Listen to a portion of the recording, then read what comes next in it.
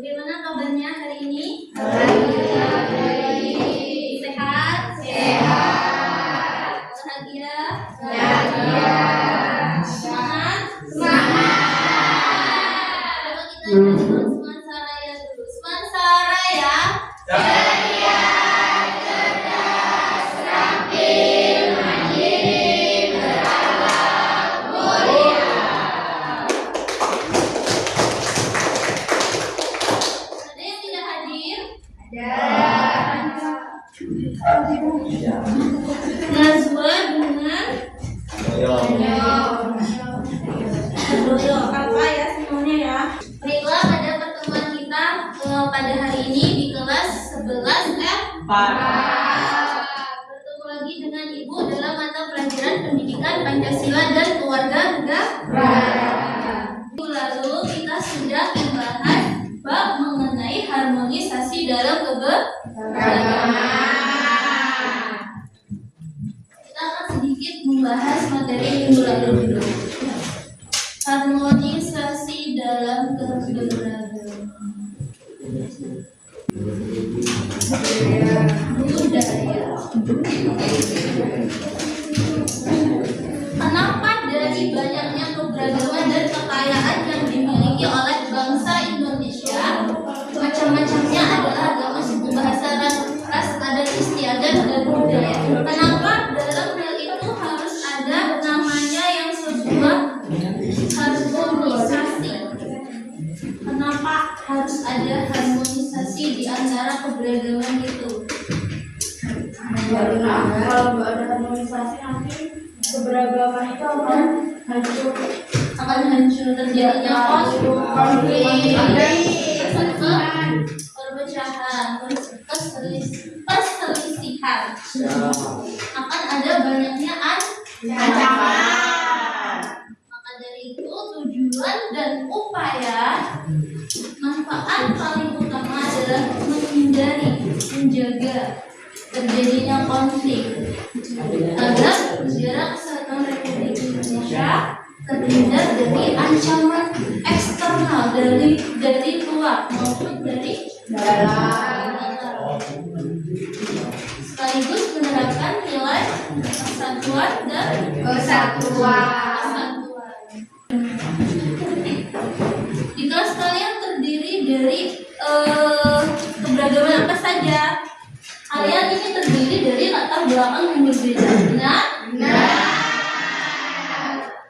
Ada berapa suku di sini? Ada suku Jawa? Ada. Kemudian Sunda? Ada. Upaya untuk melestarikan keberagaman yang pertama adalah kesadaran diri.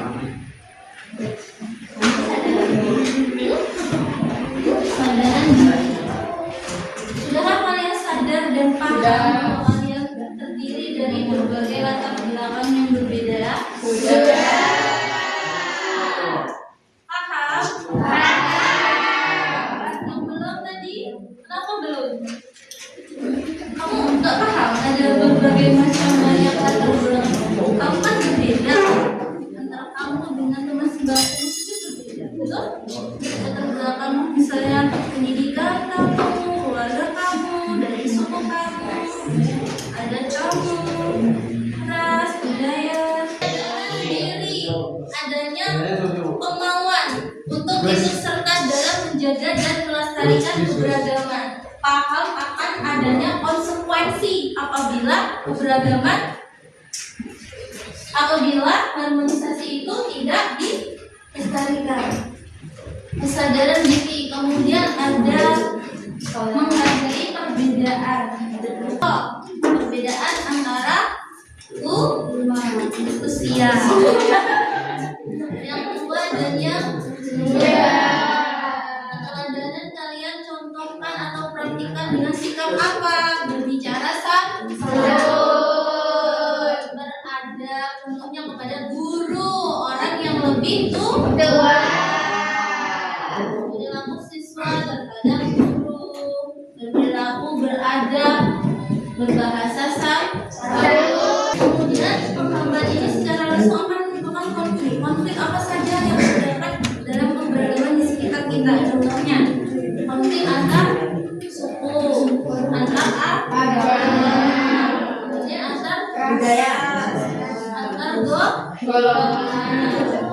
Konflik antar suku seperti yang Ibu sebutkan tadi salah satunya. Kemudian konflik antar agama, misalnya apa?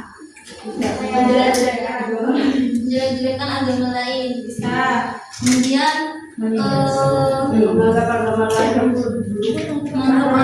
lebih buruk. Kemudian pembangunan tempat ibadah misalnya. Pembangunan masjid di wilayah orang beragama Hindu misalnya. Kemudian terdapat dua pihak tuh, ada yang setuju, ada yang tidak. Kemudian terjadilah suatu perpecahan antara ini bangunan atau sarana ibadah mau didirikan atau tidak. Nah, biasanya terjadi konflik dalam dua kelompok yang berbeda dalam konteks agama. Bagaimana konflik antar ras itu bisa terjadi? Mengejek temannya. Benar, mengejek temannya. Itu adalah polisemik, mengejek fisik. Rasisme, tahu rasisme? Mana coba contohnya? Siapa namanya? Siapa namanya? Bisa juga itu. Paling menonjolnya adalah biasanya membedakan warna Kulit. Tentang dia putih atau putih. Kamu tidak memberikan hak dia untuk bergaul, tidak dihormati, tidak diperhatikan, tidak diberikan kesempatan untuk bergaul bersama kalian. Jangan seperti itu ya. Kalau ini rentan sekali pembulian. Kan kasus terbaru ini pembulian belum. Nanti kita akan mengetahui bagaimana penerapannya. Ini adalah contoh strategi pemecahan konflik. Yang pertama adalah mediasi, kompromi, arbitrase, konsiliasi, akomodasi, integrasi. Perhatikan, Ibu kasih lembaran contoh soal kasus. Silakan dibaca. Nanti kita analisis bersama-sama.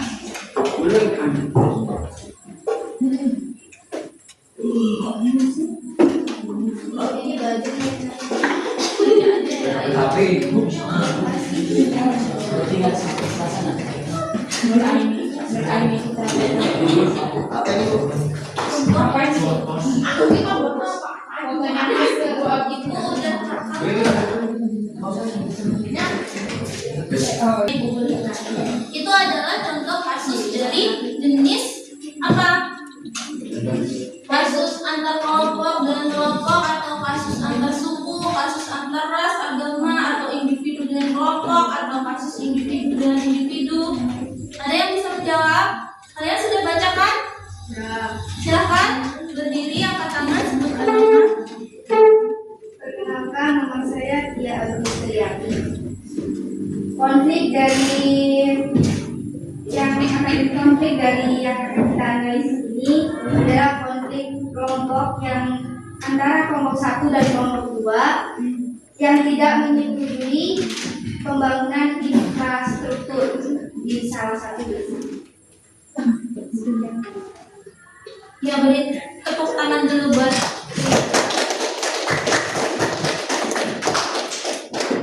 Ya, benar sekali. Itu adalah contoh kasus kelompok antar kelompok. Ya, berdebat adanya perbedaan antara satu kelompok dengan kelompok lainnya tentang adanya pembangunan sarana dan prasarana atau infrastruktur fasilitas umum.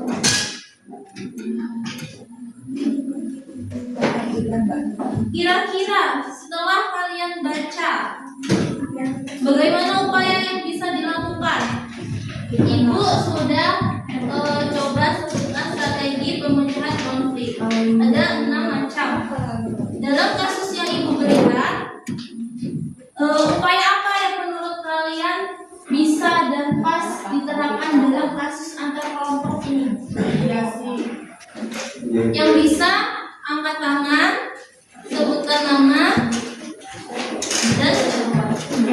Terus perkenalkan nama saya Agung Ayu.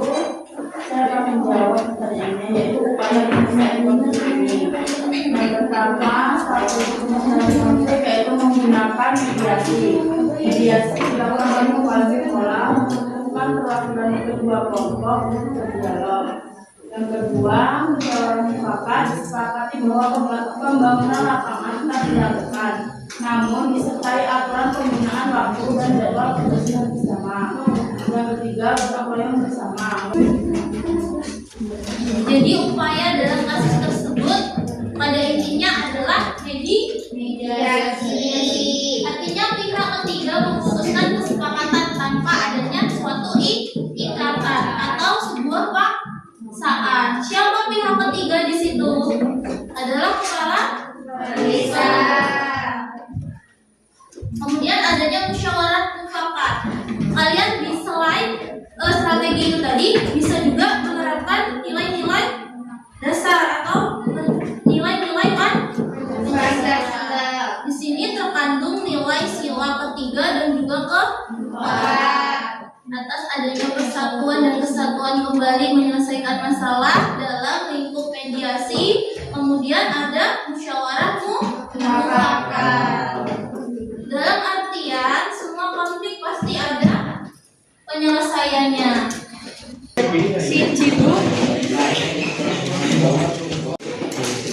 Pura-pura yang nggak popo.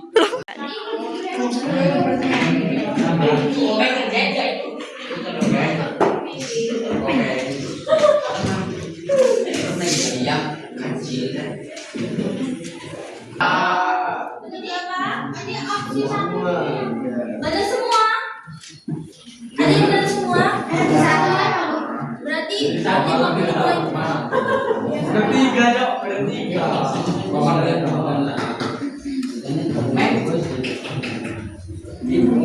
Jaga jarak, Tapi nggak bisa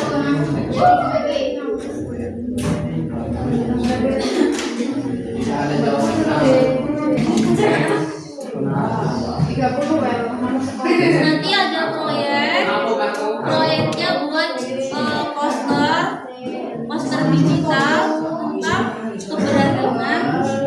Nanti ibu set proyeknya, kalian bisa kerjakan menggunakan aplikasi atau apa yang lain. Kalian biasakan buat poster. Ini aja sudah ya, baiklah.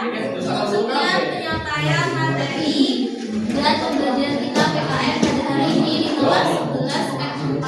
Semoga apa yang ibu sampaikan bermanfaat untuk kalian dan kalian dalam kehidupan sehari-hari. Maaf apabila ada kesalahan kata ataupun perilaku dalam penyampaian materi. Akhiri, wassalamualaikum warahmatullahi wabarakatuh.